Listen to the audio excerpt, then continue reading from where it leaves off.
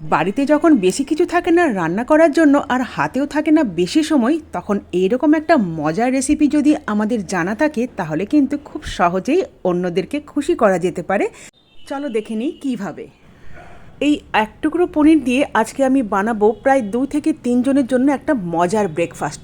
চলো দেখে নিই ঝট করে কিভাবে বানালাম। প্রথমেই নিয়ে নিয়েছি একটা গাজর, গ্রেট করে দিয়েছি খুব মিহি করে কুচনো পেঁয়াজ, তার মধ্যে দিয়েছি নর্মাল মশলা, একটু ধনে গুঁড়ো, জিরে গুঁড়ো, নুন, চিনি, লাল লঙ্কার গুঁড়ো, তার মধ্যে ওই ছোট্ট পনিরের টুকরোটা হাতে করে ভেঙে মিশিয়ে নিলাম। দিয়ে দিলাম এতে স্বাদ বাড়ানোর জন্য গোলমরিচের গুঁড়ো।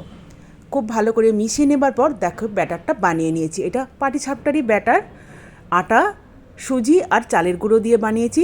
নুন দিয়েছি কিন্তু কোনো মিষ্টি দিইনি, যেহেতু এটা আমি বানাচ্ছি পনিরের পুর ভরা পাটিসাপটা, সল্টি হবে খেতে। ভালো করে পাটিসাপটাটা ফ্রাই প্যানে একটু অয়েল ব্রাশ করে নিয়ে স্প্রেড করে দিলাম। কুকড হয়ে যাবার পর ওর মধ্যে দিয়ে দিলাম পনিরের স্টাফিংটা, ব্যাস রোল করে দিলাম। ঠিক একই প্রসেসে সুন্দরভাবে এপিট ওপিট উল্টে ব্রাউন করে একটু একটু অয়েল ব্রাশ করে নিয়ে ভেজে তুলে নিলাম। খুব সুন্দর কিন্তু গন্ধ বেরোচ্ছে পনিরের।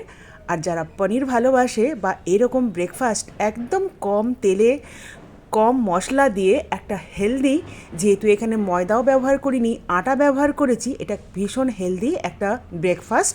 তো এটা ইভিনিং স্ন্যাক্সেও খাওয়া যেতে পারে, টিফিনেও নিয়ে যাওয়া যেতে পারে, আর খুব তাড়াতাড়ি কিন্তু এগুলো হয়েও যাচ্ছে।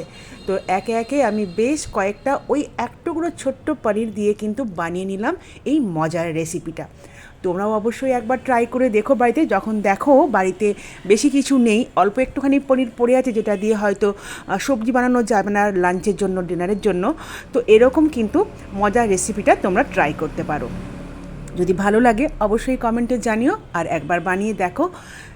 এই যে আমার হয়ে গেছে সমস্তগুলো বানানো, কতগুলো হয়েছে দেখো এক টুকরো পনির দিয়ে। আর দেখতেও যেমন ভালো হয়েছে, কালারফুল, খেতেও কিন্তু চমৎকার হয়েছে। আর এটা কিন্তু সার্ভ করেছি আমি সস দিয়ে, এটা কিন্তু নলের গুড় না।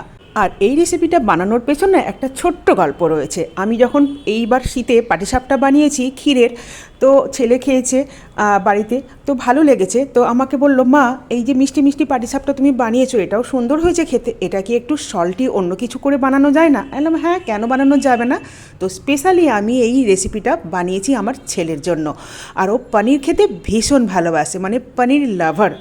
তো আমি এটা বানিয়েছি, তোমাদের সঙ্গে শেয়ার করেছি। তোমাদের কেমন লাগলো তোমরাও কিন্তু অবশ্যই কমেন্টে জানিও। আর নতুন নতুন এরকম আইডিয়া পেতে, নতুন নতুন রেসিপি পেতে অবশ্যই ফলো করে দিয়ে সাথে থেকো। দেখা হবে আবার নেক্সট ভিডিওতে। ভালো থেকো, টাটা।